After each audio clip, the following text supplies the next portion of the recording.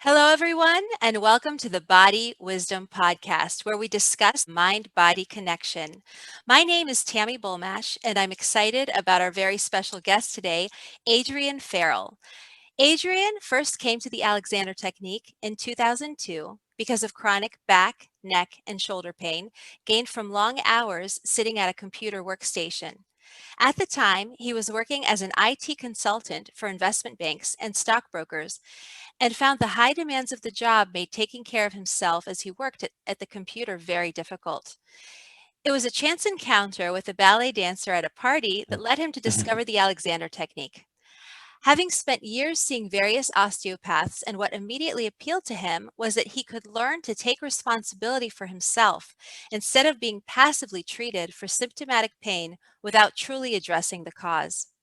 Within a few months of weekly Alexander Technique lessons, Adrian's neck and shoulder issues were largely resolved, and he continued to have lessons for many years after finding relief from his physical problems, because he found the technique so fascinating and useful. Not only did his balance, coordination, and posture continue to improve, but he found himself much calmer and able to handle stressful, demanding situations much better and with more clarity. It also greatly improved the performance of his main hobbies, playing guitar and running. This experience led Adrian to wanting to study the technique in more depth, and so he trained to be an Alexander Technique teacher at the Alexander Teacher Training School in central London. His passion now is to introduce the Alexander Technique to a wider audience, especially those who struggle with the demands of computer-based office work. In addition, Adrian is also a craniosacral therapist, having trained at the College of Cranioscral Therapy, the most established college in Europe. Adrian has been working as an Alexander Technique teacher in Central and North London. So, Adrian, hi, and welcome to our show. Hello. It's so Thank you nice for to have. having me. Well, it is. I'm really excited to have you for many reasons, but also because you're from one of my favorite cities in the world, London. So, how is London? Can you just give me like a little snippet of what it's like there right now? Oh, we're all around the world having our little struggles with COVID at the moment, and the way London's dealing with it is central London's been quite hit badly because everyone's working from home. But round here in the suburbs, you don't notice it so much. I mean, in terms of everyone's being careful wearing their masks, but shops are still running, cafes are still there. Oh, But in town, with no one working there, all the little cafes are all closing down, pubs are closing down. So central London's struggling, but the yeah. suburbs, we're doing okay. We're doing Yeah, okay. that's nice. How are the Yeah. gardens, the beautiful English gardens? Are they still blooming and beautiful?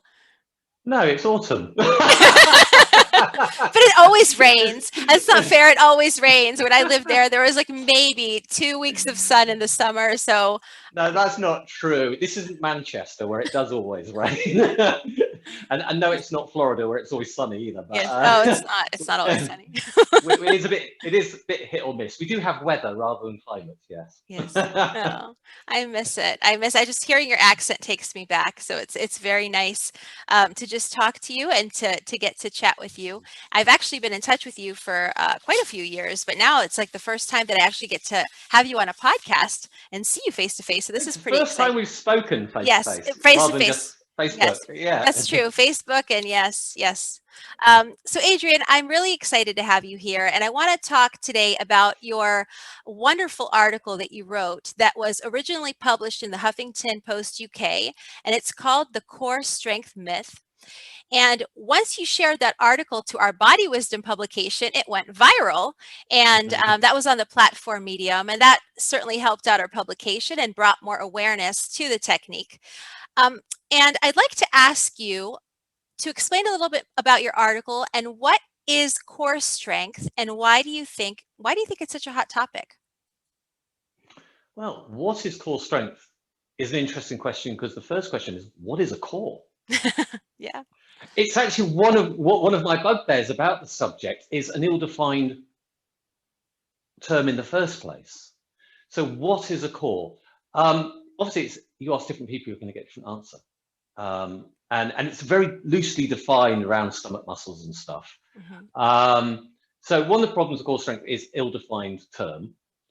And the other problem is, well, and I suppose if you're going to define it anyway, consistently because of the way research was done, I think it's mostly associated with the transverse abdominis, which is the core muscles, core muscles that come sort of either side of your six pack, Mm-hmm. but all down the front and to the side, but either side of your actual six. Not that I have a six pack, but hypothetical six pack, because that was the work that was, excuse me, that was the work that was done, observing those in activity, that led to an explosion of the sporting industry picking up on this research and thinking, we must do this.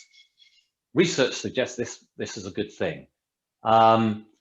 And my take on it really is the research made the wrong observation. And it wasn't an issue of strength, it was an issue of coordination. So the research that was done suggested when people did certain movements, those without back pain always engaged their transverse abdominis. Those that had back pain, they found didn't engage them. Well, they didn't engage them necessarily because they were weak. They didn't engage them because they weren't coordinated. They just weren't using them at all. So strengthening something you weren't already using makes no sense. Mm-hmm. Because if you were using them, they'd have the strength to do the thing you were doing, because that's what happens with muscles. Right. You don't need to do, and that's the thing. And this is called strength idea. This idea that you isolate something to strengthen it to solve a problem. Well, the problem is a malcoordination, not a lack of strength. The strength will come through coordination. But the thing is, you can't really isolate muscles in a useful way to be functional. So, funny enough, sometimes attempts to build core strength to solve, say, a back problem does work, but more by accident. Not because of the strengthening, but because of the movement that's happening encourages coordination. Yeah. No, I agree. I agree with you. I mean, it makes a lot of sense in what you said.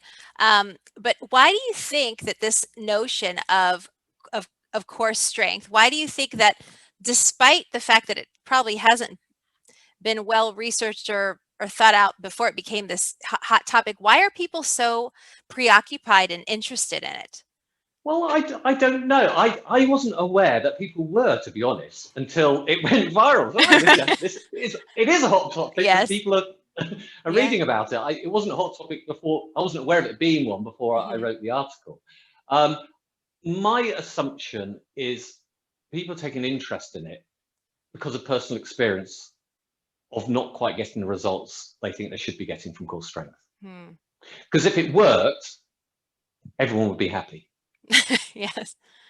Yeah. No, it's true. I mean, a lot of people end up coming to Alexander Technique lessons by trying to gain, tone or whatever it is that they're, working out or looking for that six pack or whatever it is that they're trying to seek, and they end up hurting themselves really badly. So they are chasing this, I don't know if it's an illusion, but this desire to look a certain way. And when things are kind of marketed or presented in a certain way and the public doesn't really understand what they're really pursuing, it can lead to a lot of problems. I think strength is an easy thing to market as well. It's appealing to people. Mm-hmm. There's something appealing, and people. I don't know what would happen if you reframed it as improve your coordination, but I've got a feeling people just go, Right. strength. Right. Yeah, I'll have some of Yeah. that. Yeah. Coordination. Whatever. So Absolutely. I think it's appealing. Core strength is appealing as an idea of strength, because strength is appealing. And coordination doesn't seem to be so appealing, or it seems that I think people think maybe it's harder to achieve. Coordination Yes. seems, oh, that's a tricky one. Strength I get, I just do stuff and I get stronger and I understand. Oh, I don't know how, I'd have to change to improve my coordination. Yeah, I think And you're there's right. a That's a and there's a No, but that I think you really summed it up. That's it. I didn't think about it that way, but I definitely agree with you. I think that there's just not as much talk or conversation around coordination. It's kind of like no. a by the way. Oh yeah, coordination by the way, like balance by the way, but strength, tone, that's let's do that. At whatever apparently whatever price you have to pay to get that, which is not always a good price. So Okay, I'm going to ask you another question about the article. So, in the article, you explained that part of the myth is that by having a stronger core, you will have better posture. But you later go on to dispel that myth. For example, you say, from personal experience, I have never met anyone with a core so weak they can't achieve good posture and less back pain without having to strengthen it. And that kind of is touching on a little bit what we just spoke about. But could you elaborate a little bit more on what you mean by that? Yeah. I'm going to come back to the strength thing, because I'm not saying you don't need a certain amount of strength Mhm. tone. What I am saying is you don't need to do the strengthening first. You don't have to do a strength exercise and then apply that to your movement. Right.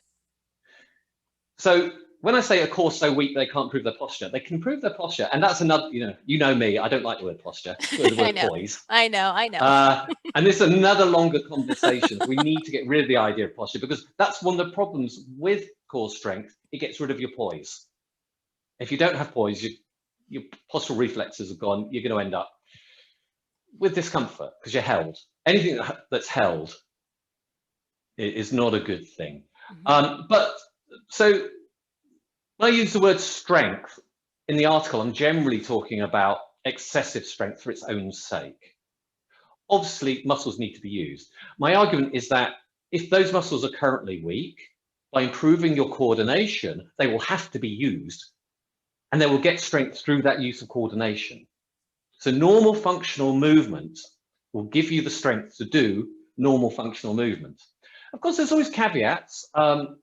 If someone's had a major injury or surgery, and a physio will offer certain exercises for strength, which makes sense because those specific muscles, they know, because maybe a surgeon's gone through with the knife, they know that muscle needs to be isolated and and given some use back, and that's fine. I'm not saying it's always wrong, but generally for improving posture, poise, you achieve it by changing your behavior. It's a behavioral change, and with the behavioral change, the muscle tone will in a matter of few short weeks, months, will adapt. And it Okay. may be to be. I mean, I've often had clients say, "Oh, back felt a bit achy after the last session." I went, "It's fine. You're probably just using muscles you haven't used for a long time. Right. But by next week, they'll be used to it." Yes. Absolutely. We want to engage different muscles because the same ones that are used repeatedly, we're overusing, like the back muscle at certain points. And so that's also, I think, part of the problem with this notion of chasing core strength is that people are using those same muscles, tiring them out, and getting a lot of pain as a result of that. And Yeah, I mean, of course, they have their current habits and behavior, and they're applying that behavior to their core strength exercises. mhm. Yes, And in many cases, you're strengthening your ability to be mal-coordinated if you're not careful. right. Although it seems to be a bit of hit or miss. Like I said earlier, sometimes people are lucky that the range of movement they're giving with their exercises is a good range of movement, and it's actually the movement that's really giving them the strength they need and the coordination they need, Mhm. rather than the resistance. Yes, I think that's really important to kind of really think about is that it's the movement itself. And that's Yeah, a lot of the focus of the Alexander technique. It's a fluid method. It's not about yeah, this static kind of yeah. repetition of exercises. Um, so, also in your article, you gave some compelling insight as to how this notion of core strength came about and then took off. And I'm curious, what made you curious about this topic in the first place? I had to think back about this. Um, it was a passing comment from my head of training. That was it. A passing comment. He just, no conversation about it. Someone mentioned a phrase, he just like poo-pooed it. Fine. I was like, huh. But also from personal experience, even though I was still training, no one on the course was obviously doing core strength exercises. And we know that half the reason people take Alexander lessons, maybe more than half, is to get rid of back pain. Right, It's not what we're about, but right. we're strongly associated with it. So, well, if people doing Alexander lessons, and it's proven to work through the 2008 18 study funded by the NHS here in the UK, which proved it was effective. Mm-hmm. But if it's clinically effective and no core strength was required, maybe there's something in this. Why do core strength? So I think it was more intuitive, just think, yeah, I mean, something doesn't add up there. Later on, I needed to write a blog. That's what you do when you're in business. You market yourself and you want your website to run that, rank well. So, oh, what am I going to write about? So, I had my list of things and I thought, oh, I should write about that. And so I started researching it.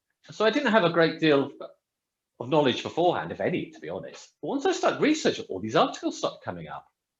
So, my article's really nothing more than my experience of teaching and curating, if you like, articles from other people. They're obviously not my research. But it's interesting, it's research from quite different quarters. And I'm kind of surprised. Well, I think I said at the beginning of the article, the problem with myths is once they're established, they're really hard to get rid of. So the research is completely out there, but it just won't go. Right. and to this day, every time I mention it, people are like, right. No, it's interesting. Well, it's kind of like how treated like a new idea. right. 10 years after it was like the article. There was an article in the Times in the UK 10 years ago. So it's like in a major publication, and 10 years later, everyone is as if that article's never been written. Yeah. Strange. It is strange. Well, it just makes me think about myths in general. When I think about the myth about what posture is, I mean, people think posture is, the way you sit or stand. I mean, whenever anyone hears that I'm an Alexander technique teacher or what it's about, it's like, oh, look, let me show you how I stand up straight. And so it's like this myth, and you don't like the word. I know a lot of people in the AT community, the Alexander technique community, don't like the word posture at all. But I kind of think of it as kind of a starting point to just get people, because it is something that they can relate to and understand that it has to do with the body. So I don't know if we should eradicate it altogether, but it is frustrating. I know. I tolerate it because I know we're already lumbered with it. So I know other people are going to say it. So there's nothing I can do about it. What I can say each and every time is poise, not posture. Yes. And that's a good conversation to then start. Yes. The difference between poise and posture. And of course, it doesn't then negate entirely their opening gambit of it being about posture. Right. It's not like, oh no, not like boss. Let me show how dare you? How dare you? So it's a way of engaging that acknowledges, their starting point. Yes. No. You're fantastic. You are funny. You really are funny in writing and as close to in person we can get here. Thank you. So I like to be a little bit irreverent. This yes. stuff ought to be fun. Yes. Well, you are, you don't shy away from controversy. And I really like that about you. And that's leading up to my next question that I want to say. Here we go. Because you're not, and I really admire that about you, because I tend to always worry what people think, and you're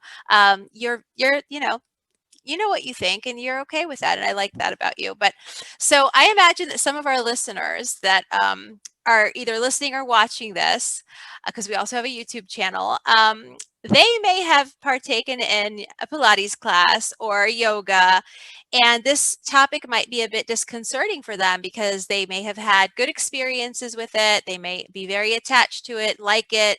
And core strength is lauded often in these kind of modalities. And this is tricky because as Alexander technique teachers, we do have some crossover language. Like a lot of times we talk about the spine, we talk about the head, and there's crossover between that and what some of my students who've had taken Pilates or yoga have heard in their classes. So they think, oh, this is all the same. So I don't like to step on anybody's toes. I don't like to offend anyone that has done something that I have my reasoning for not always being in agreement with what it is. And how do you sort of navigate this very delicate issue of staying true to what you believe with what you teach and practice, and also acknowledging these differences with other modalities like Pilates? So, well, Pilates is the hardest one because I know the least about it, despite my article. I think I had a Pilates lesson once when I was like 16 at school, which was a bit odd, but I don't know how that came about. So I did read one of his books before I wrote my article, but I didn't follow on.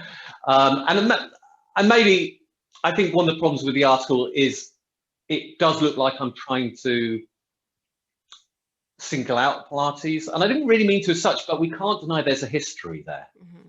And there is a history of the tucking the tummy in, and it does exist. So with regards to Pilates, I mean, I've talked to so many Pilates teachers over the years, and generally, on the whole, the response I get to this core strength myth idea is either agree to disagree, or they're totally fine with it. And it's a bit of a 50-50 split. But I picked up a phrase from a Pilates teacher, I think it was a business networking thing I was at, who said the phrase, "I prefer to strengthen movements rather than muscles." And I love that phrase, and I've stolen it and I've used it repeatedly. And I think that's a lovely idea because that's showing coordination, strengthening coordination. And I have no problem with people being really, really strong, functionally strong. I'm not, I think maybe the Alexander world has this idea that, we have to all do as little as possible. Well, no, I mean, if you're a sportsman, you're going to be strong. You still need to be well coordinated, and Alexander teacher can help you with the coordination. Mm-hmm. You've still got to be strong though to do that thing. So I have nothing against people being strong. And if you become strong through your Pilates, great. I think it's very much down to maybe the teacher, or I don't know enough about Pilates to know which people fall in which camps. But it's certainly not true to say that all Pilates is in any way, what's the word I'm looking for, incompatible with the Alexander technique. I don't think that at all. And my argument would actually be the Alexander technique could help you do your Pilates better. Yeah. Yes. Now with yoga, and I'm going to bring another one in, Tai Chi, because I'm often mentioned Tai Chi in my lessons. Mm-hmm. Both of them I actually prefer it, by the way, if my clients do something like Tai Chi or yoga, or maybe Pilates, or any physical activity that they do regularly, because it allows me to attach my Alexander teaching to something they enjoy. Because then it gives them a chance to practice their Alexander technique while they're doing something they enjoy, and they can kill two birds with one stone. Because let me tell you something, no one enjoys being sat at the computer. and obviously, and I'm sure you've experienced this yourself, many of our clients these days are computer users. Yes. And that's where their back pain and RSI is coming from. But it's not a thing they're passionate about. So if you can find something they're passionate about and bolt your Alexander technique onto it, you're onto a winner. Now, there's some wonderful, I think, parallels with yoga and Tai Chi and our work. We don't have the same language, obviously, and we all the same attention to detail. But I'll tell you what we're not doing. We're not reinventing human experience here. Yeah. Absolutely not. The Alexander technique does not provide some rare human experience that can't be found any other way. Don't believe that at all.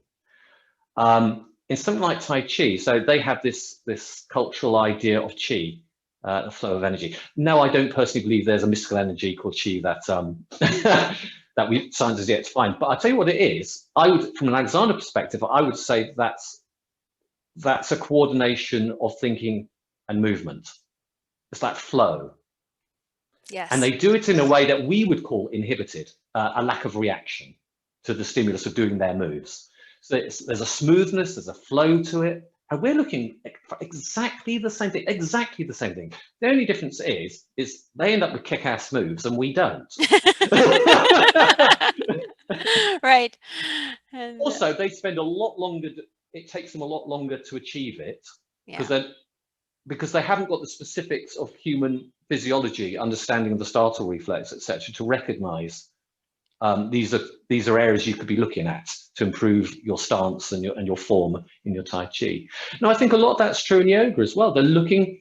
So Alexander said it was dealing with the stimulus of living. He didn't say it was bad posture, he said it was dealing with the stimulus of living. Now, what does yoga give you? It gives you a huge stimulus. So in a class, we give people a stimulus to see if they react or not. And when they react, they tighten. Mm-hmm. All right, and we traditionally use sitting and standing, not because we're teaching you to sit, stand. It was just a useful contrivance. My God, I tell you what, Alexander had no idea how useful that was going to be. He didn't know the computer was around the corner. It was useful as much for him because he could just be stood there helping people with movement. Yes. It wasn't swimming or running. How would that work? Right. And it's a vanilla flavored movement. Yeah. But that stimulus that we traditionally use sitting, standing, and I like to use squatting a lot, Mm-hmm. it's really no different to a stimulus of a yoga pose. Is it? I don't know that much no about different. yoga. Yes. I'll take But the pose is a stimulus. It's hard, and you react to it. So what you're looking for, well, you know, someone does yoga, if they're doing it well, they're not looking for the physicality. They're looking for the quality within while they do the physicality. So I think I picked up this from my colleague Bruce Spurtman, and he may paraphrase it to someone else. The Alexander technique isn't how you do what you do. It's how you're being while you do what you do. Oh, I like that. And I think yoga and Tai Chi both tap into that. How you're being while you do those poses. Yes. There's a quality that we're after. Mm-hmm. A very human shared experience. Yes. A perennial truth, as Aldous Huxley would have called it. I love mentioning him because he immortalized Alexander as the doctor in Ilis and Gaza. Because he had lessons with Alexander, but I digress. So yeah, we're looking for that inner quality.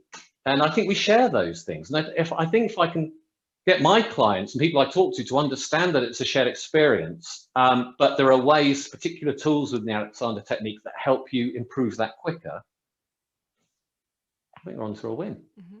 Yeah, absolutely. And I think that is just, it sums up what the technique is. It's not about the end result. We're not trying to achieve a pose, or we're not trying to achieve something fixed. What we are is a process. It's a technique a lot about what that process it's going to be. Like, you know, Aerosmith sings the song, "Life's a journey, not a destination." And we are that journey that even teachers don't necessarily reach, you know, the top or the end of this journey. We continue to learn ourselves and grow with our students, and it's a very fluid state. Yeah, Vinny. because we're looking for freedom. It's because Right. we're looking for freedom, not correctness. Yes. Ground rule Yes. number one with everyone's first lesson with me is, I'll never tell you what you should do, and I don't want you to be right. Because any attempt to be right will destroy any freedom you could have had. Yes. You've got to be okay with going wrong. It will happen. Yes. I remember And you the more saying you, that. Go ahead. Sorry. I can't remember now. No. Oh, I'm sorry, I interrupted. How rude of me. I remembered that you said like a few years ago that you don't like the word should. Like you just think we shouldn't mention. You didn't say shouldn't, but you just don't like using should and shouldn'ts. And I really thought about that because I have an article that I used. You know, shouldn't do this, and I stopped doing it after that. I really liked what you said about, you know, why should we eradicate that word altogether? Why I tell tell you, people? one of the hardest things about being an Alexander teacher is we get so pedantic about the Yes. word usage. Right. Tie ourselves in knots here. Yes. Right. Yeah. So carry on. But it's true though. I mean, it's true because it's those words, you know, trigger habits. They trigger reactions. They trigger a stimulus. Like, I shouldn't do this. Like instantly, I must be doing something wrong. I'm going to tighten.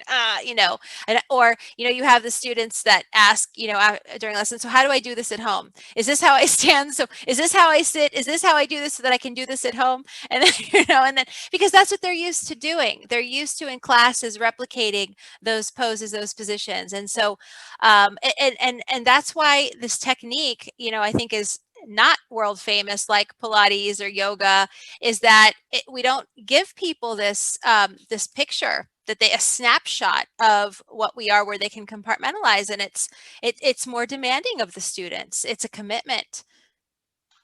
I think part of the problem, yes, it's counterintuitive to a lot of culture. The culture of learning to get things right, and we don't do that. So yes, it is counterintuitive to that. I think there's been a lot of maybe dogma around original language from the books that were originally used that are so tied to that we haven't updated our language to very simple stuff that maybe would be more appealing. I mean, sure, every person I've ever told, I just want you to have a little more freedom. You can see them relax right in front of me. Their face just looks, oh, good, I don't have to be right anymore. Right. And that's such a powerful message. Wouldn't you like just be a little more free? Yes or no? Well, yeah. I don't think that's a hard sell, a hard marketing point. I think that the problem's more ourselves in as a profession not wanting to change our language. Hmm. Although I agree some of it is counterintuitive as well. Yeah, that's interesting. Food for thought. Um, so, so let's see. I have the last question here. Okay, so what advice could you give to our listeners who might still, after listening to all of this, are still not ready to let go of their core strength? They're still thinking about it, or their posture, and now they're confused. So now we kind of dispelled the myth somewhat. And now, well, what do they do now? What does that mean for their posture? How do they get good posture? What would you say to them? Well, I'd argue they're already confused anyway. So they're no less confused than before. Well, so like I said before, I have nothing against being strong. So if you want to be strong, fine, but do it with coordination, make fluid movements. As for posture, yeah, we've had this conversation. Dump the idea of having correct posture. Just get over it. Just dump it.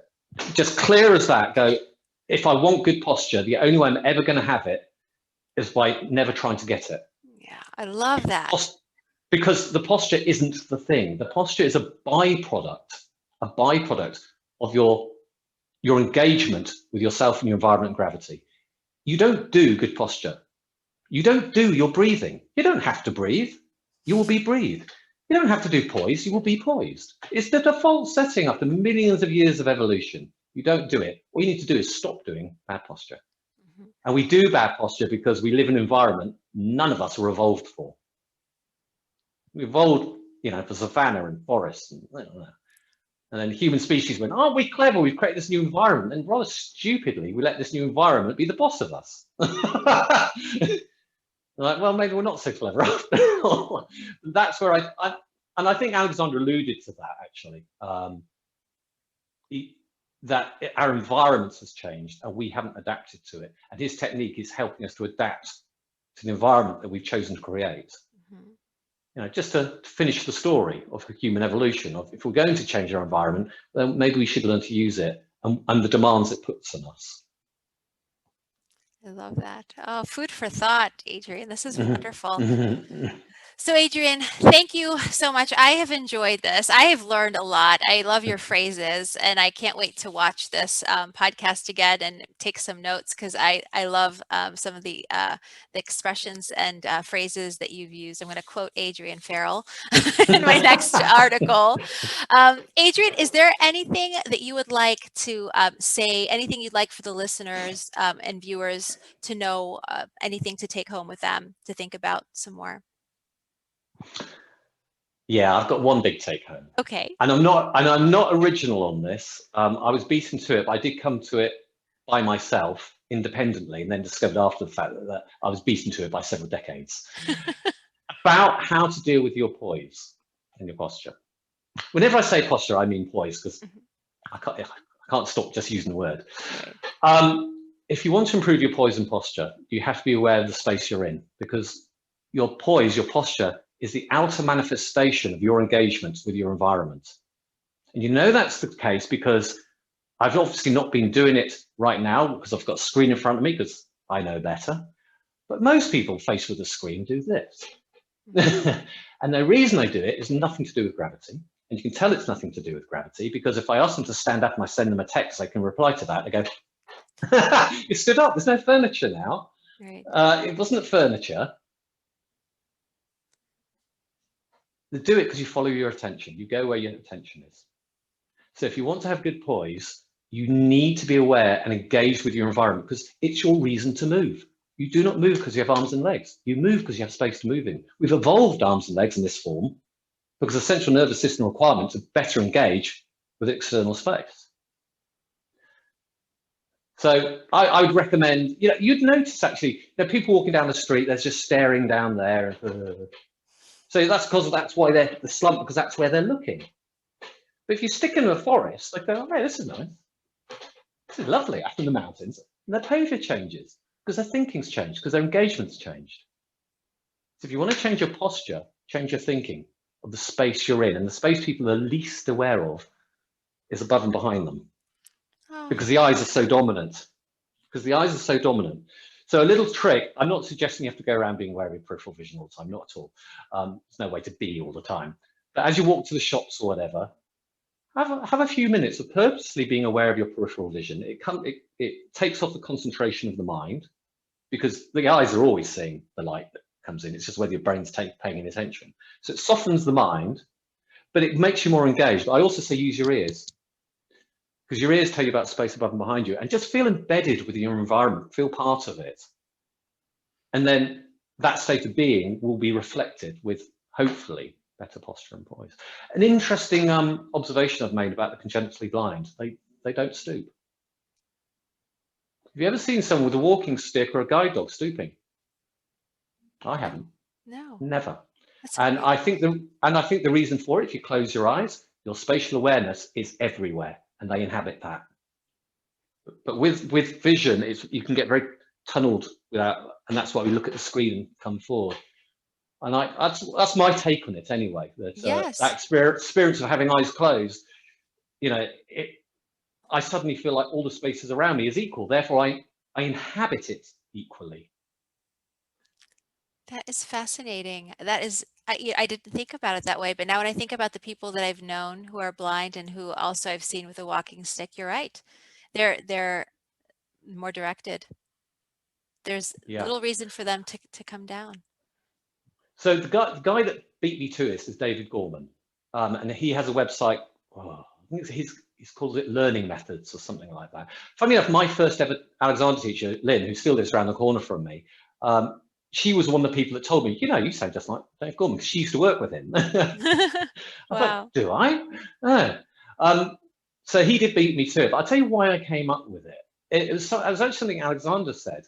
And I'm going to have to totally paraphrase. I can't remember exactly what he said. He said nothing in his work will be found to exist outside of nature. And I thought, well, how does a cat direct itself? How does a giraffe direct itself? It doesn't think to itself this classic Alexander phrase, I'll let my neck be free and I'll let my head go forward and up.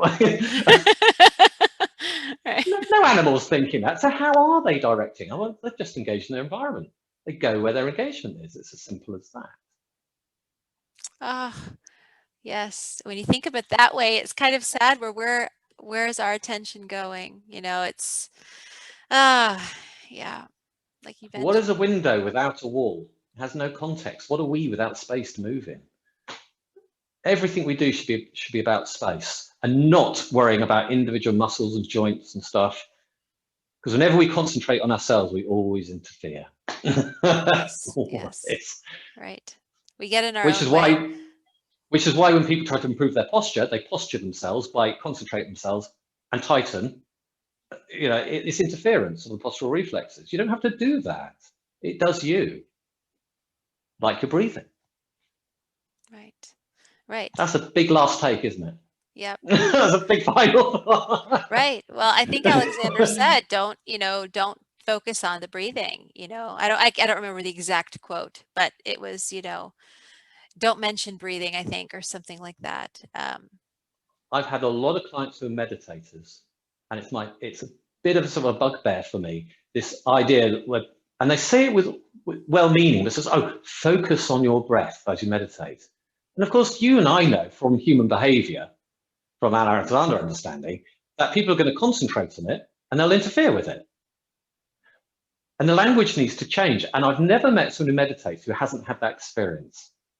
For sure, observe yourself being breathed, which is a change of just words. Well, I'm asking for the same thing, but you change, the word, take away the focus on your, be aware, even if they don't use the word focus, let's just say be aware of your breath. The actual behavior that comes with that will be a concentration of mind onto the breathing, because that's what people do. Mm-hmm. And I think and everyone I've spoken to, every student I've ever had who's been a big meditator has gone, oh yeah, I always struggled with that. Yeah. But if you just say, observe yourself being breathed whilst inclusive of other aspects, then it's usually a better way to not interfere. Yeah. You give yourself permission to sort of zoom out. Instead of have to stay in there, you can zoom out and be the observer. I love that. That's wonderful way of thinking about it. Well, I don't know who said it. It was said somewhat tongue in cheek, but I saw it on Facebook years ago that the Arizona technique is like a grand unified awareness. So obviously we have an awareness of ourselves internally, but we're actually a bit too good at that introspecting. We practice it a lot, and it's a form of concentration. But we want to be equally aware of the space around us, Mhm. the reason to move. And if we can join the two together, we've got a grand unified. In reality, obviously, that ebbs and flows, and we get tired. And, I'm not suggesting we start a cult here. We're like, I think people, yeah. If anyone that's seen a training school might think that we are an odd bunch. Well, I think maybe we are a little odd, but Yeah. let's not be too odd, and let's be realistic with expectations. And obviously, some of the things we do, we're strengthening those qualities in the lesson. They're not suggestive that you then have to be like that throughout the day. It's to strengthen some qualities of not being unreactive, or inhibition as we call it, but non-reactive. Our sense of direction of being expansive, and the stronger we can build that when we're not thinking about it, maybe we come back from an hour after Alexander lesson, you might still feel great, but you may not be as expansive as you were before, but at least you weren't back here. We're going to be realistic. We're not trying to be like this grand yogi all the time. We're strengthening. So in the class, in the lesson, yes, it might look like that. But my take is I'm not suggesting you have to be like that all the time. That's strengthening those qualities. So in day-to-day life, obviously, you're tired, you're ill, whatever, your mind's on something else, but you've built up a habit that hopefully builds some resilience in you. Fantastic. I like that. Strengthening the qualities, not the muscles. That's the Yeah. idea, or strengthening the thinking about. No, well, that's what he wrote about an awful lot, the Yeah. thinking. Yeah. Wonderful. I almost feel like I want to turn this whole podcast into like a book. There's so many little gems here. This is wonderful. I've spoken too much. No, it's really, really novel and wonderful.